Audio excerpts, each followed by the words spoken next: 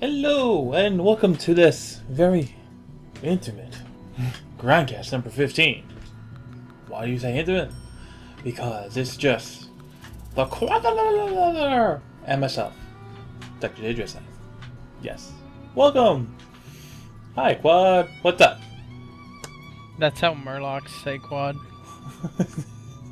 Quad la la la la la. If I try that one more time, Indians may come after me. I may have a civil suit. So, I'm not going to do it again. Just not. Don't make me. So, how have you been the last couple of weeks? How has your gaming gone? It's gone very Diablo. Yeah, right? Still, seasons. Gripping us by the balls, eh? Yep. It just only hardcore. Yeah, I'm still playing softy. But I like softy. We refer to it as flaccid core now. They've been referring to it that way for a while. It just hasn't caught on yet. I hope it doesn't. I think the Blizzard forums will start banning people automatically. Like, nope. Invalid word. I love it. Yeah. So, no, but there's like, seriously, what's going on? Okay, you say you've been playing Diablo 3 seasons. I know, unfortunately, you had a monk or two that went down. Cue the Scots. I had my Thunder Fury Odin Son equipped and died, and I thought it wasn't such a bad, whatever, because I had another Thunder Fury and another Odin Son. I'm like, yeah, whatever, move on. And I got to 70 again and died again the next day. Yeah, that sucks. No matter how you try to spit it. 2 Thunder Furies, 2 Odin Sons. Poof. Yeah, but on the bright side, I still have my full M6 Gnat Slayer Demon Hunter. It's funny you said Gnat Slayer Demon Hunter, because I've been thinking about toying with the idea. Everyone's doing the M6 build, everyone's doing the cold variant, the lightning variant, and now this new meticulous bolts variant, trying to just get up there. I'm like, I want to try to figure something else out, just so I have a backup, just in case sentries get slaughtered in a nerf. And I was thinking about trying to do like an M4N4 build, basically Marauders 4-piece and Nats 4-piece. Of course, it'd be Ring of Royal Grandeur, so you'd only need 3 pieces, so you'd be able to get other pieces in there, which is kind of a pain with the Marauders 6-piece, as far as diversity of pieces. Because usually you always do 5 Marauders and a Tazgard and Theos. So, yeah. Oh, yes. I don't have that. I'm just a lucky bastard, because I got a pair of them. I mean, they didn't roll high on the attack speed. I think they're at 42, but at least I got one, and they are trifecta, so lucky. But yesterday, again, going back to the whole Gnat Slayer deal, I got 2 Gnat Slayers. One of them, I think, is about par, if not better than the one I have on my non-season character. It's already at 27 something damage. I think it has 9% damage, or it rolled max damage on it. So, once again, I'm in the I need a Ramalani ding dong, or whatever Jamie would call it, Ramalani's gift. To take the automatic socket off of it for attack speed, and then put the socket back on. So it would be almost a 3,000 Gnat Slayer, which is... Oh, yes. I feel that the Ramalani's gift drop rate should be buffed, because I don't think they take into account hardcore players. I'm Paragon 200 now, and I've only found 1. I am Paragon 212. And I've only gotten 1. They say it's as high of a drop rate as what the potions are. Oh yeah, and for those who haven't noticed, we just went straight into Diablo 3. Yeah, we just did that. 5 minutes after the fact. Now we're calling out. I think they said the Romulan's gift was going to be as high, or in this case, as low of a drop rate as the potions. But see, even with me, that doesn't make sense because I've gotten 4 potions. No, 5. Because I have 4 in my inventory and I'm using the potion. 5 or 6 now. Yeah, it's like I think I'm 1 off from having a complete set of every potion that I could get, including the seasonal one. So it's like, no. It's not just the beam or the name title that's screwed up. That drop rate is still screwed up.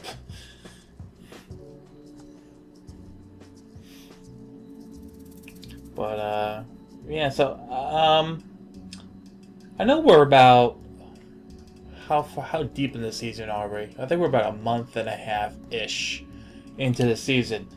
And there's been a whole bunch of, you know, new exploits, old exploits, about how people are trying to cheese the leaderboards and get up there, especially the solo ones with the weird group. Well, it's not weird, it's actually rather genius and simple to get up on the solo leaderboards. So, being as far as you are, and with what you accomplish and with what items you still have, because you play hardcore versus softcore that I play, do you feel that this season almost kind of feels over already in a sense? Do you feel that it should go on for like maybe another couple of weeks max before they decide to, you know, do a good old wipey wipe and start over again? I think they should wait till the new year, get everybody's hype over with as far as the expansion for WoW, and let them squash enough bugs. Yeah, I want to say I would like a season that isn't too exploitable. I know it doesn't really affect me too much, really, to be honest, but it's still nice to just not have the option to cheat if it's there. Yeah, well, hardcore is a different animal, even if it does come to exploits, like Miner's Gold and the Miser's Will and the Matriarch Bones and Jar Souls. Like it's to somewhat you could do it in hardcore, but after a certain amount of time, like you're basically going to into basically it's a death trap and you're going to die, so you can't even do it. Unlike software that people just running in and just, you know, dying and leveling. So yeah, there is a difference between the hardcore and softcore side when it does come to power leveling and the different exploits that have happened. But even just the leaderboard exploits and how that has happened, I totally am in agreement. They really need to squash all these bugs. They really need to figure out a way of doing it.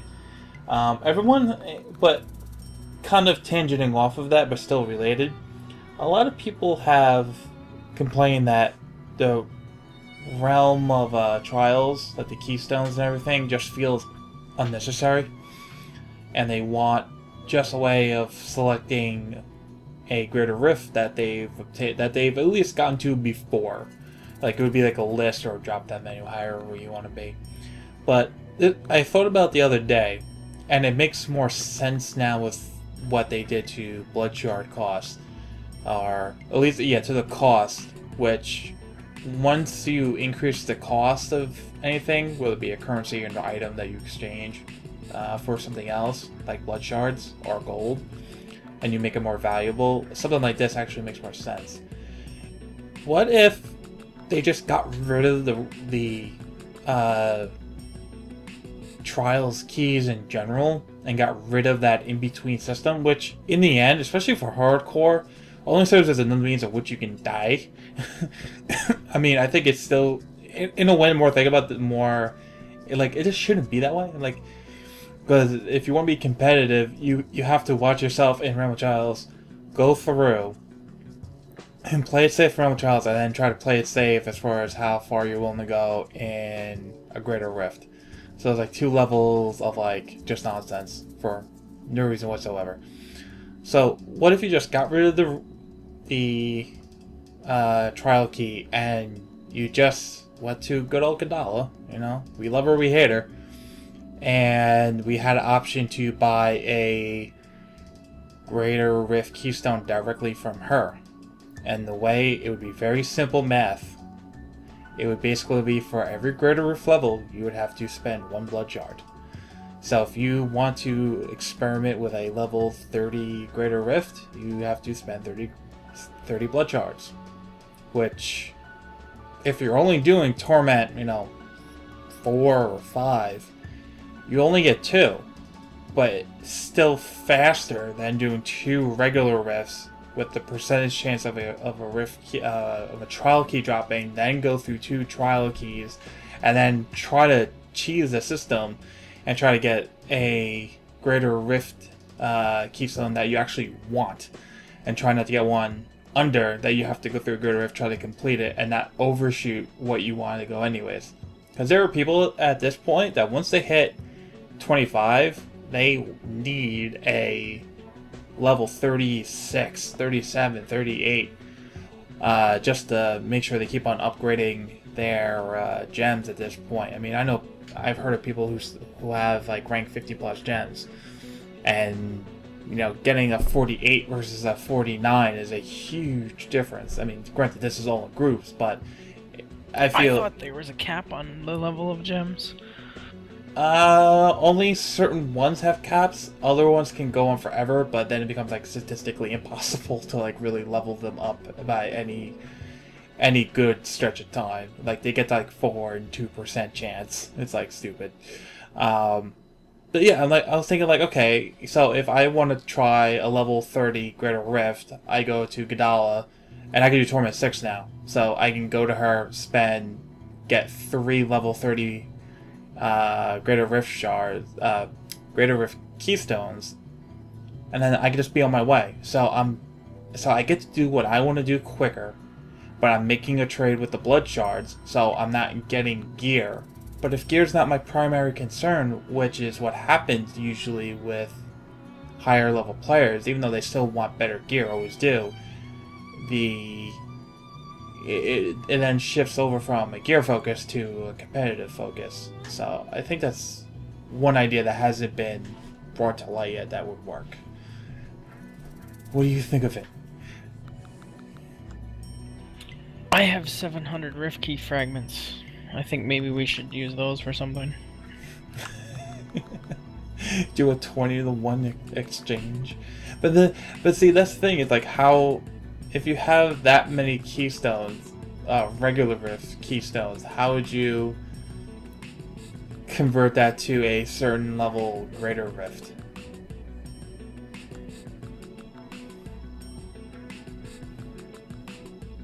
I don't even know. You're just staring at your 7 stacks or greater of your keystones. Oh god, there's Trial Rift Keystone, Greater Rift Keystone. There's too many keystones. Blizzard. Bring back Rifted forward and charge 10 to get in. Yeah, well, yeah, really. There's too damn many, and too many types. We need to think outside the keystone. I mean, damn it, the box. Alrighty, so yeah. There's a little of that. Is there anything else we need to cover? I mean, there's been a whole bunch of hotfixes. Goblins now, they have their portals open all the time, which confused everybody. It's like, I like that it shows on the map. I know, like showed it on the map, it showed the portals open. Because I never pay attention to chat, because I'm always on Mumble when I play, so I don't see it says you engaged a goblin. Yeah, it's like people got confused. They thought they changed the vault around because some people still haven't gotten in, so I don't blame them. It was just like, oh my god, like what's going on? But no, apparently goblins are, quote unquote, I say nerfed in parentheses because they seem to die a whole lot quicker. They don't run as fast, or they don't get as far, and unless you run to like a pack and you can't handle it, you're pretty much going to kill them every time, I'd say. Yeah. Yeah, so is there anything else big I missed? The Boon of the Hoarder drops large piles of gold now instead of filling your screen with gold. Oh yeah, it's what they did with like Gladiator Gauntlets. Gladiator Gauntlets, they dropped like 20 piles of gold. Now it only drops like 3, but they're bigger. Yeah. I can see how that could be, especially with Demon Hunters and Sentries going. It's already lag-tastic. Just having gold drop too. People, like, computers start crying. Can't handle the weight of all the gold. Yeah. Yeah. Alright, so I think that will do for Diablo 3, even though there are other things that we know of. Hopefully things happen at BlizzCon. Oh my god. I'm like a month away. It's like utterly disgusting to think about how we're only a month away. 30 days. And it's gonna go so slow yet so fast at the same time as I mark my calendar. I'm pretty excited for the BlizzCon Hearthstone tournament. I watched all the qualifiers. I know. And I want to talk about that, because I actually watched a few of them. But we'll save that towards the end, so we have to hold in our excitement. I'll quickly go over to Starcraft. Segue to Starcraft. Alrighty, so a couple of things with Starcraft. Season 4 ladder map pool winners were revealed, so the new ladder maps will be making their way in soon, as well as patch 2.15 was deployed. Nothing really major, just fixed issues here, there, everywhere, you know, typical run-of-the-mill. Oh, look at that, there's another Zergling trying to eat something in the code, squash it. But nothing really all that major. And the WCS Global Finals, yes, the ones that are being held at BlizzCon. There's actually two things with this. They moved the floor. Instead of it being on the floor of the Anaheim Convention Center at BlizzCon, they actually shifted it to the arena, because like apparently it's either A, getting so big that they need more room for it, or B, they need more room for other stuff, which is always a tantalizing question, because that leaves mysteries in the ether for us to just speculate, like, ooh, what do they need more room for? And they're actually going to have it in the arena. I'm 99.9% sure if you have a BlizzCon ticket, you do not need to worry about getting a separate ticket for it, which as of today, it's on sale today. It's through Eventbrite.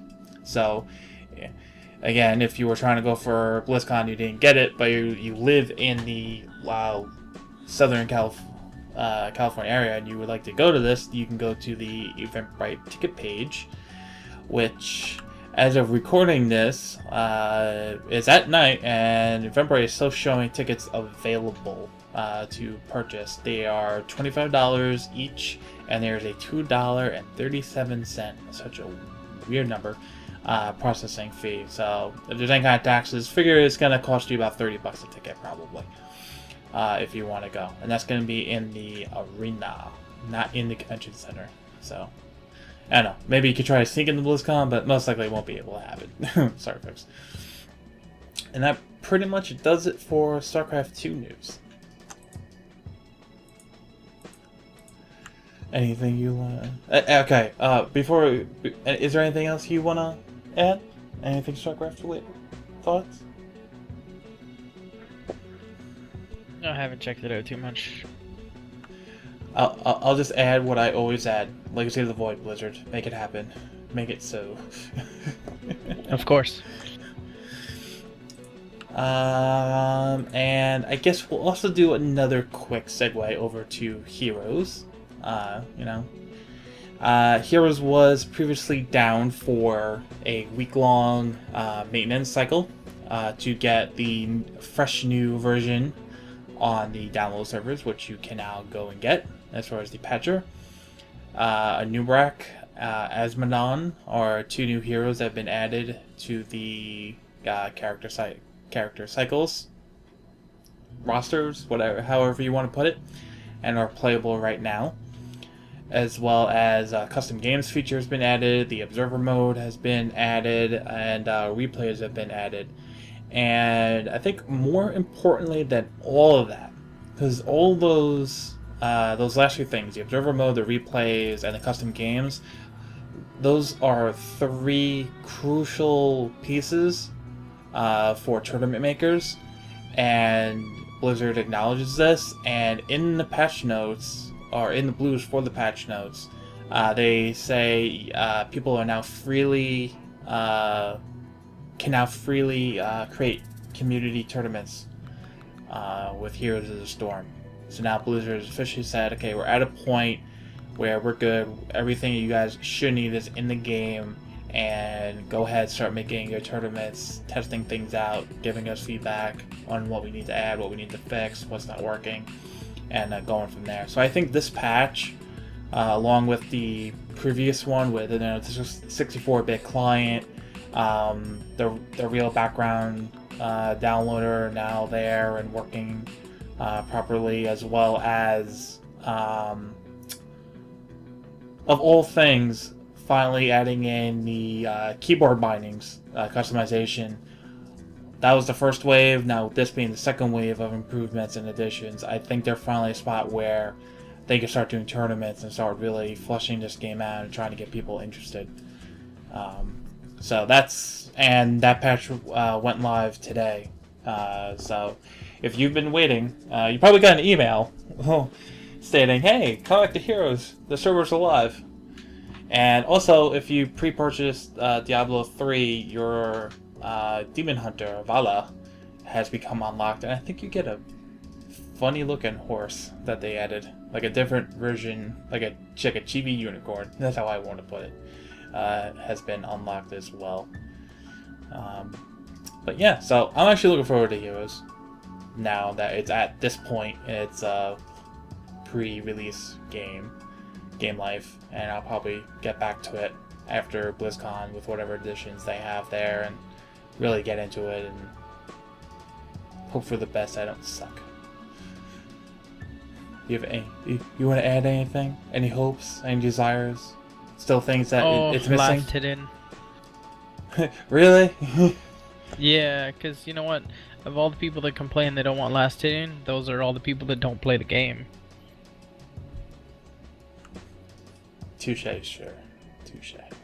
And all the people that would play the game if there's last hitting are busy playing other MOBAs. Alright. Since you brought this up, let's give Heroes 5 more minutes, or 10, depending on how this goes. Now, for those who don't know what last hitting is essentially whoever gets the last hit gets, a butt ton of experience and gold. Just gold. Oh, what, gold? I thought it was just a lot more gold for the shop. experience. Since there's no shop thing going on in Heroes, I suppose you would want some sort of experience boost or something. Well, but then again, you also have to consider since there's no item shop, there's no purpose of gold. Gold isn't there. So gold is one factor removed out. So then if you think about experience, but experience is really shared between your team. So it goes to the team experience pool. So if you don't have the gold and you don't have the experience, is there anything that they could do that would be outside of the box? I mean, the first thing that comes to my mind is maybe your character gets more health. It gets like a temporary health and mana pool regeneration buff for like 3 seconds.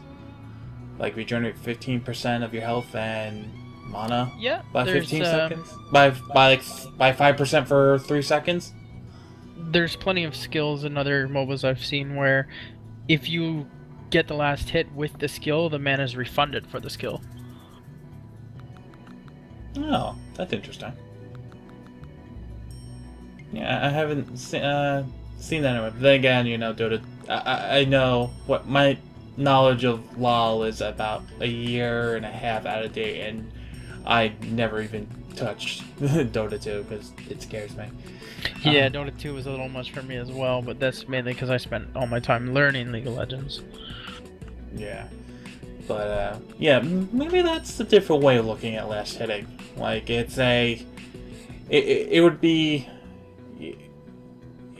more useful if your team could coordinate, like, okay, like, I'm really low, I really need this last hit, or like I could get him, but I need more mana, so I need to get this last hit. But do you really? I guess going over to now that you've played a lot more LoL than I have, so it's beta.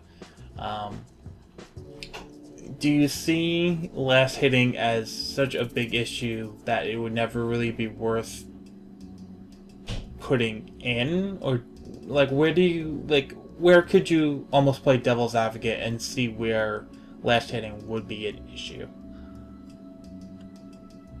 or or why last hitting? Like, is it like a function of the community, or is it a function of the individual player? Basically, for any game that you're playing, like any MOBA that you're playing, for the first half of the game, your entire focus is nothing but the last hit in. So it plays a huge role.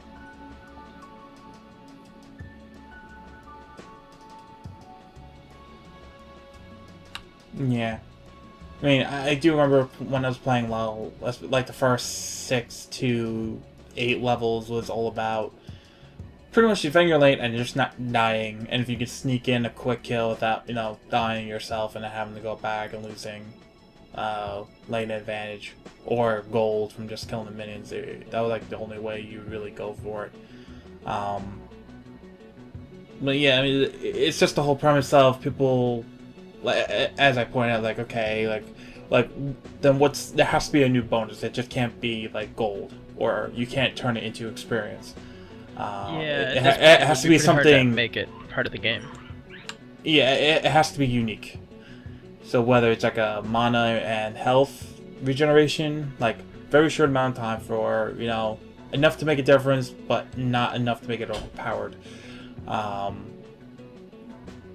Or I don't know, maybe an ability refund could be interesting. Like, oh, you used your ultimate and it killed somebody. You get all the mana back for it. I mean, yeah, I can go for that. It's so hard. Yeah. It's a hard concept, and that's just one of many. I mean, there are still people who are without an item shop. It's very hard to implement. Yeah, as I was about to say, there are still people who are like, I want that item shop. But then again, they have artifacts. I know it's not an item shop. You kind of pick them and everything like that, but it is still another way of customizing your characters to your liking. Try to make it a little more unique. But yeah, so that's pretty much it's been going on with the Heroes. So if you hear this, go play Heroes. It's up. Your week-long torture is over. Yeah. You totally missed it when I was talking. You were zoned out. Or you were listening. No, I mean, is it open for everyone? Oh, no, not like open beta. No, it's still tech alpha. Oh, okay. I still go wiggle my nose and go wink wink, and I'm still saying closed beta announcement at BlizzCon. Like, everything they're doing now, it's like they're just like getting it ready for that. They're doing like, they're barely gonna get like a month of testing in at this point before they go closed beta. Like, they have to. Like, that would be the best time to do it.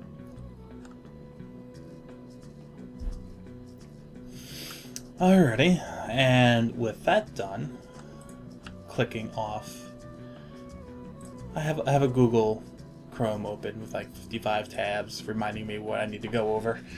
I guess we'll do WoW, the grand old World of Warcraft. Now this is where you may be able to fill in people with what I miss about Miss Pandaria. Sorry. Yeah, I don't know. Nothing. Cheesy crickets. Crickets. Anyways, so on. Is that what that sound is? Yeah, or just my computer, or both, whatever. On the World of Warcraft site, there are a couple of blogs that we want to point you out to. There was the dungeon preview, which has all the new dungeons that you'll be going through in Portals of Draenor. I think I don't know the proper way of saying it. I'm not even going to attempt. First one being Bloodmaw Slangmines. First Fire Ridge, level 90-92. There's 4 bosses in there. There's the Iron Docks. Location is Gorgrond, levels 92-94. Bosses, again, 4. There's also Archidon, good old Archidon. Location Talador, levels 94-97. Again, 4 bosses. I'm beginning to see a trend here. And then we have Skyreach, which is located in the Spires of Iraq, levels 97-99, and again, 4 bosses. And then we have the Shadow Moon Burial Grounds, location Shadow Moon Valley. Level 100, bosses 4. Yeah, they really like 4 bosses. Well, I guess it makes sense. You know, you have the entry, you have the second one, which is always wacky, the third one, which is always usually a high tank and spank, and then the last one's always the special. Yeah, makes sense.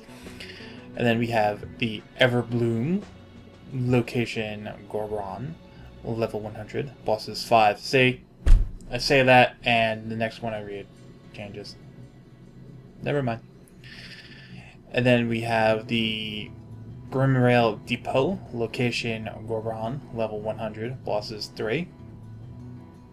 And then we have good old UBRS, Upper Blackrock Spire, Blackrock Mountain, Azeroth, level 100, bosses 5. See, that one's going to be interesting just for all the PvP that's going to happen at that campground again. That it's been like deserted for how many years, and now everyone's going to go and do their stuff there, and it's going to kill everyone. It's going to be like re-envisioning the Trail of Tears all the way up to the mountains, where people have just been killed and slaughtered. But yeah, so that is your dungeon preview. So to my count, that is 1, 2, 3, 4, 5, 6, 7, 8. That is 8 5-mans that are there. So that's pretty good, I say. Maybe could have 1 or 2 more, but then again, there's always the heroic versions, this version, that version. Everyone else has a version. It becomes one that's like, you get a dungeon, you get a dungeon, we all get dungeons. But yeah. So how do you feel about the dungeon count, and you know, the fact we're going to be going back to Upper Blackrock Spire?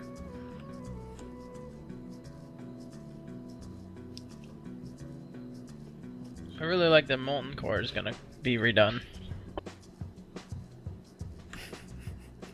I'm talking about the 5-mans. We could talk about Molten Core after.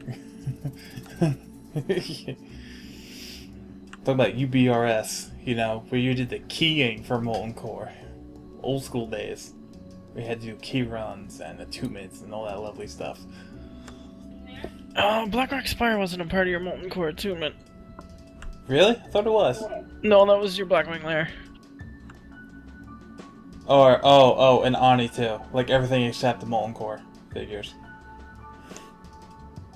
You know, that doesn't make sense to me now.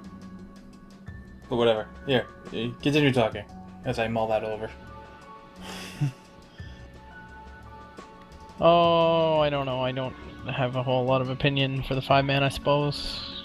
5-man's sort of a rush through the content, get what you need done, get your attunements, and move on to the writing or PvP or whatever it is you're doing. It's nice to do it when it first comes out, though. Alright then, let me pose you a different question. With the potential of maybe only having 2, maybe 3 raid tiers throughout the whole of Warlords of Draenor, they could add a 4th one depending on development of the next expansion or 2 that they've already stated they're working on. How do you feel about maybe only having 2 raid tiers at most in this expansion? By tiers, do you mean difficulties? Yeah, like, you know, Molten Core, then it was Blackwing, and then it was Naxxramas, so to speak.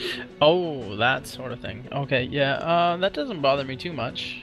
I'd prefer it take a long time to clear, actually. You're for the slow, yet ever so progressive grind through the raids. Yep.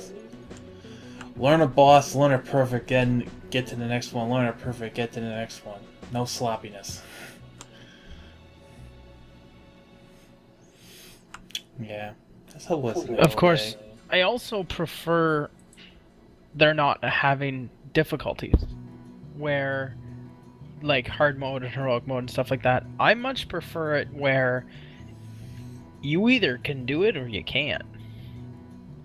Way back from vanilla, if you couldn't do the content, too bad. Yeah, Because then it felt very epic. Yeah, there was a sense of, or should I more correctly say, an added sense of accomplishment when you did beat, say, Ragnaros for the first time. Because you and the 39 other people who were in there, you beat the bosses. It wasn't through, like, an LFR difficulty or heroic difficulty. No, you just went in and you beat his fire butt. I think there is some truth to that. Even though I don't play the game, that's what I remember. Like, going into AQ and attempting AQ 20 and going after the last boss. I mean, we never downed him in our guild, but we always tried. Like, every time we did it, like, we would go 5 or 6 wipes before we're all broken, and we're like, okay, let's call it. Not to bring morale down too far in one night, but it was just, but every time we went there, we always got progressively better, and that's what made people strive, I guess, to get back into the raid and get in there and just kick ass and take names. I think there is some old-fashioned work hard, get loot. Borrowing that from Josh Mascara, kill monsters, get great loot. Like, yeah, you could say it was like that in vanilla, you know, not going through too rose tinted sunglasses or glasses, whatever you're looking through, trying to be cool, looking back on the old days. But yeah, I think there's sense to that. Well, I think there's also, I think LFR and on that stuff, I think, is an acknowledgement that the community is too huge, and the people who know what they're doing is still too small. I think that's why LFR is still around and what they're doing. But no, I agree. It is nice. Just like, here's content, go do it. No, none of these weird special modes and everything like that. Yeah. So, moving on away from dungeons and raids and oh my. The PvP season 15 is ending soon. And usually that implies a patch. And with all this hinting of 6.02, the background downloader, the PTR has been for a while, everyone's pretty much saying next Tuesday, October 14th, is going to be the day.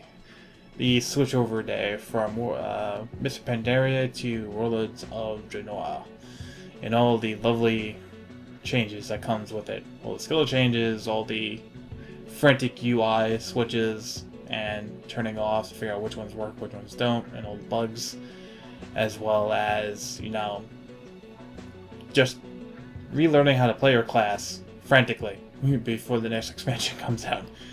So that is also in news, as well as all the Lords of War. All 5 of them are out. So, well, I'm not going to talk about them too much. I did watch all 5, and all I'm going to say is that in the Grand one. Man, they were good. I love them. Yeah, they're getting good. I hope they do more stuff like that.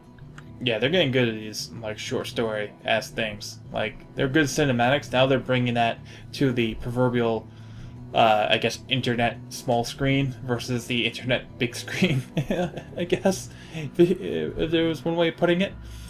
But, yeah, like, these are all, like, very well done, all excellent, and, oh yeah, that's what I meant by Negrand. They also, about a week or two back, released most of the, what would you call them, territory ending cinematics? basically when you like did all the quests and quest lines for a territory and you did them, there was like an ending cinematic for it, and they preemptively put them on the WoW YouTube channel. They posted them on a blog, and they let people watch them because their logic is, you know what, in the day and age that we're in, data mining is going to happen. Data mining is as data mining does. So they said, you know what, fuck it. If it's going to get out there, we're going to control how it's going to get out there. So they put them all out there, and there is some spoilers in them. That the grand one's awesome. I think I'll watch that one after we're done recording, because I just reminded myself how awesome it is. Goals are all gold. But yeah, so that pretty much does it. Again, I haven't been on the PTR. There's way too... Okay, this is the first time I can say I have Blizzard game, like, exhaustion. There's too many games I could play, and Diablo has taken my soul, so think about playing any other game with, like, my 2 to 3 hours a night play schedule. It just doesn't work. But, yeah, so that's where I'm at, unfortunately. But I still follow WoW through certain YouTubers, at least for the lore and, you know, the weirder, stupider nonsense that Blizzard pulls in the game. But that's all general knowledge and keep myself informed. As well as, you know, some people with Hearthstone and some people with everybody else. But are you going to play it? You know, I still say I've reached that point in my life where I just don't have the time. Are you going to hit level 100? I can't play. I mean, like, I would play, I would get the 100, but man, like, I would feel so dirty playing my mage. It would just be like a shadow of my former, like, glory rating days. Like, I would, like, log on and just, like, get on my horse and jump around in Undercity all day. Like, that's how useful I would feel in a raid nowadays. Like, I'll go gather mats. I'll be the mat gatherer. Oh, you're that guy. Well, yeah, I was that guy, but no, I got in the raids and I did everything, but no, I just don't have the time now. It's like if I got in the WoW again, like hot and heavy, like, oh god, like I might as well like shut down the site, you know, give my wife a hug and a kiss goodbye. Like, it would be bad. And every part of me says, like, no, it'll be alright. Just buy a month and see how you feel. You'll get that free 90 character boost. You won't have to go through the nasty questing to get a little. Yeah, 90 you start again. at 90. Yeah. It's you get this nice mount. I mean, you miss getting a horde chopper because there's a time restriction on it, but you can always, like, you know, you get like 200 plus other mounts if you wanted, you know. Like, cosmetics never appealed to me if they weren't skill related. yeah. Alright, so I think that does it for WoW. And I'm gonna take a mouth break. Yes. And I'm just gonna let you talk about Hearthstone. Like what you've been doing, who you've been fighting, all your RNG, and all the tournaments that have been happening. With the Europe and North America, and have all the nationals been done? I'll let you go over it, because I haven't been following it as closely as probably I should have been. So, yeah, this is all you, buddy. Go! Yeah, love me some Hearthstone. So if you were watching the nationals for all the different things, you'd know that 2 players from each region didn't have to play through the top 120, and they got invites based on their seeds from consistently being well. In the North American region, that was Hyped and Firebat, and between the 2 of them, they ended up getting matched against each other to knock each other out at the top 16. So only one of them is actually going to BlizzCon. I feel like that's a big deal, but you know, that's the way it rolls. There was actually a 15-year-old who was there in the top 16 and almost made it to BlizzCon. Oh, was that like the Tides boy? Dear Jason. Oh, okay, yeah. I was watching the Twitch stream and I saw the Rolling Tides boys call out in there with like 72,000 people watching plus. It's like, okay, I'm gonna turn the chat off. But I digress. Yeah, Continue. it was pretty crazy. I don't know. There was a lot of skill. There was a lot of misplays, believe it or not, and I seen quite a few people miss lethal when they were playing on their BlizzCon match. I think it was at least 2 of them that did it. And I tweeted, I said, I don't always miss lethal, but when I do, it's when I'm playing for $5,000. Yeah, that's a little rough. But then again, there's a sizable amount of pressure. Yeah, you can imagine just how much pressure they're under sitting there. And in their defense, it was some pretty complicated stuff that was going on. And between 3 casters, they were able to pick it up. So with 3 mines is obviously better than 1 under a crazy amount of pressure.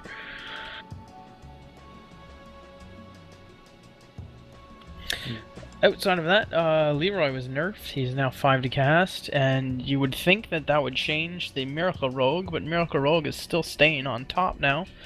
I'm seeing it in the top 50 Legend players quite often. Almost 50% of the top 50 Legends I'm seeing right now are running it. Now, I'm going to say something very stupid, potentially, but Leroy was a 4, right? 4, yes, for a 16. And he went up to 5, and there was no change to the attack, no change to the defense, no change to the ability. So you just can't triple play him with Shadow Step, and you can't combo him with Power Overwhelming Faceless anymore. Okay, so... No more one-turn kills with him. But it's still pretty powerful, even if you do a Shadow Step, because it's still 6, 12. I mean, that's still a third of the opponent's health, and a shot with any other weapons you have. Again, talking Miracle Rogue. Any weapons you may have, plus any other minions you may have out on the field. So, is it so much a nerf as much as you would say maybe a delay? Like Mercy? Like, okay, Blizzard didn't necessarily nerf him as much as gave the other player like a 1-turn Mercy. Well, you haven't seen him in the Warlock decks anymore. Zoo cut him out, and even the Handlock cut him out for the combo with the Faceless. However, Miracle Rogue is still around, and a lot of them are still running Leroy, and some of them actually don't even run Leroy anymore. They just play the Miracle Rogue with a lot of beatdown cards. Yeah, because I noticed people are using, in what the duels that I was watching of the North America and 1 or 2 of the European nationals, that the Naxxramas cards are getting in there. It wasn't like Naxxramas that kind of came and went, no one's using the cards. Like, no, they are using those cards. They are figuring out unique strategies. It's still taking a little bit of time, I feel, for all of them to work their way into a meta somehow, some way. But they are using those cards. Is there any particular Naxxramas card that is just being used everywhere that you say? Naxxramas in general had a massive impact on the game. A lot of the Naxxramas cards are being played. You see, Lotheb is probably the best one of them all. I could even see it being changed to 6 mana, because it's on par with the power you get from things like Sylvanas. It's, I would say, definitely way too powerful. Yeah, that was one card that, when I was reading card previews for Naxxramas before it even came out, that everyone was going like, oh my god, Lotheb. Like, as soon as I get it, insta in every deck.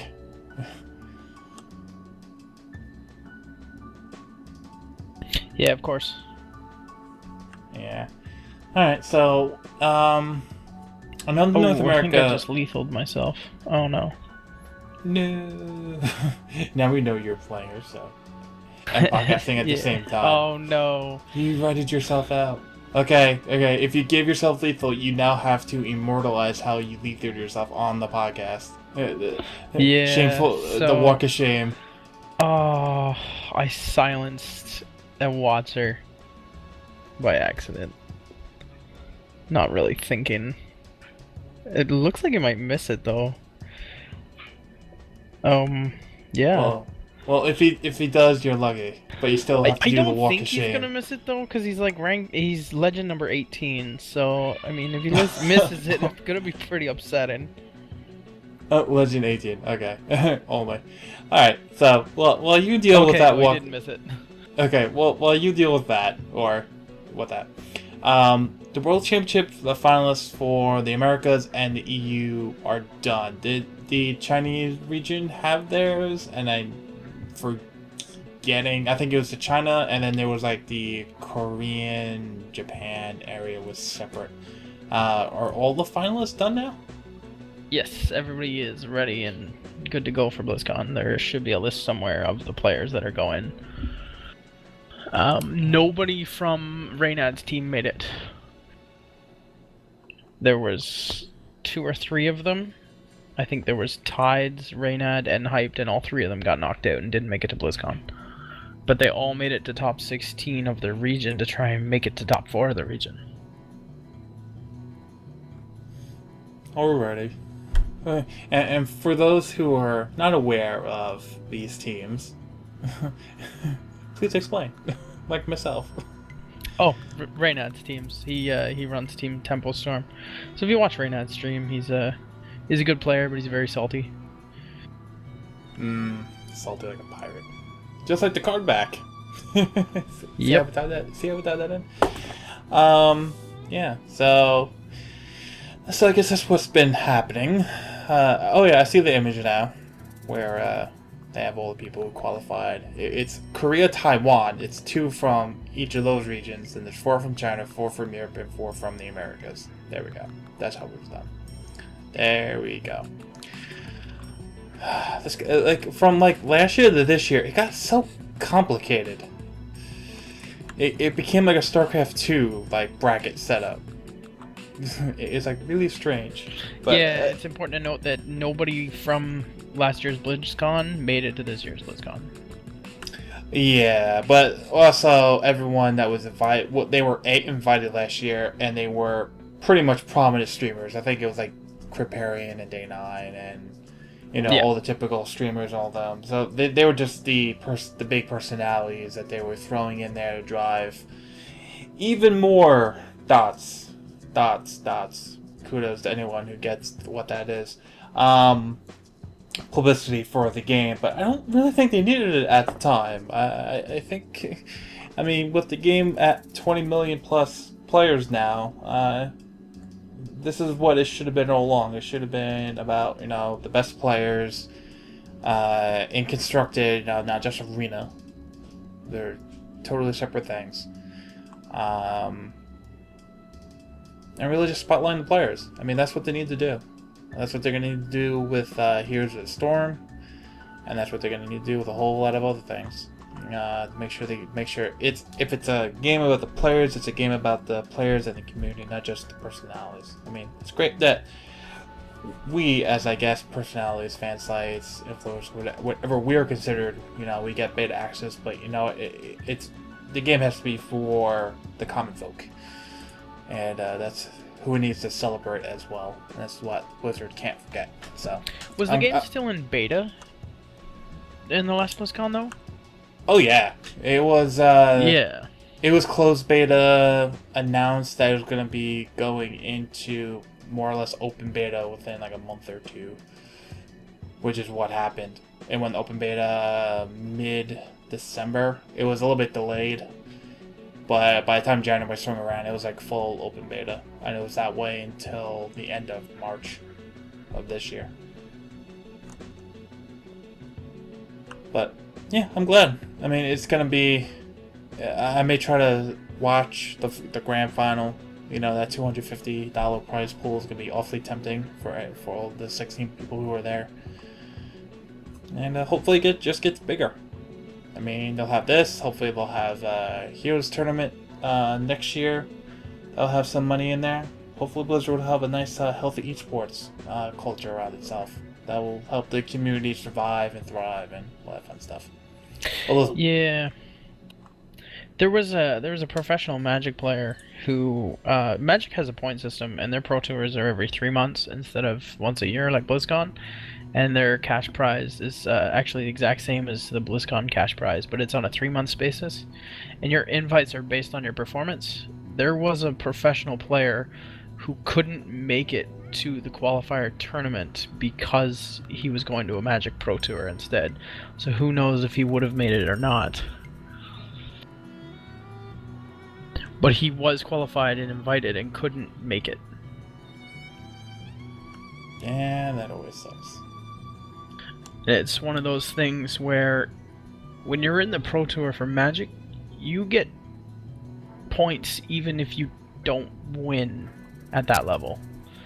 So missing the Pro Tour for him is a big no-no. Yeah, it's like it's like the proverbial SAT things. It's like you get 200 points for just writing your name. No, but it's like one of those. It's an equivalency, a funny one, if not related. But yeah, so this BlizzCon is going to be very interesting. It's going to be very at minimum rich in content. There's going to be the Starcraft II being in the arena for the first time. There's going to be the Hearthstone Championship. There may even be a Heroes of the Storm tournament of some kind. If not purely show, then just that. There's going to be World of Warcraft rating shows off and racings. I mean, there's going to be a pretty hefty amount of competitive showing offness for Blizzard and their games, which is good. As hopefully there's still all the PvE goodness for people who are like, just give me my own stuff. I You have to call it goodness and not PvP-ness. You can't be that. No, I can't. I won't do that. Meatloaf, I won't do that. That's the one thing I won't do. Well, yeah, so I think that's pretty much all the news we had to go over. Is there anything I missed that you may want to talk about? Oh, I think that's it. Alrighty. And, hey, look at that. We're at like almost an hour. So with that, I'm going to wrap up the show real quick. So, thank you for listening to Grindcast number 15. This very intimate one with the Quad and myself, Dr. J Dredscythe. You can find other Grindcasts as well as our sister podcast, I guess, that I do, Scythe and Shield, which is Diablo 3 exclusive, as well as Rumsey Ramble, which Brandon needs to get back on the ball and start doing, which is our Hearthstone podcast over at some of which is my fault. GrindExp.com. As scheduling, holidays, who cares?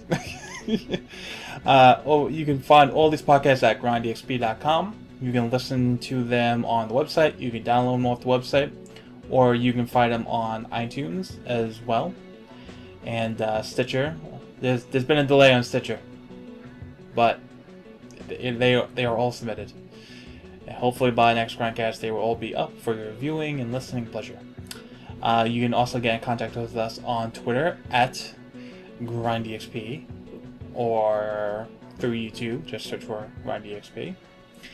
And yeah, feel free to shoot us questions, responses, anything on Twitter, and leave reviews on iTunes. We'll be happy to read them, or whatever they may be. And that's about it. So once again, thank you for listening. For Quad and myself, have a good night, folks. See ya.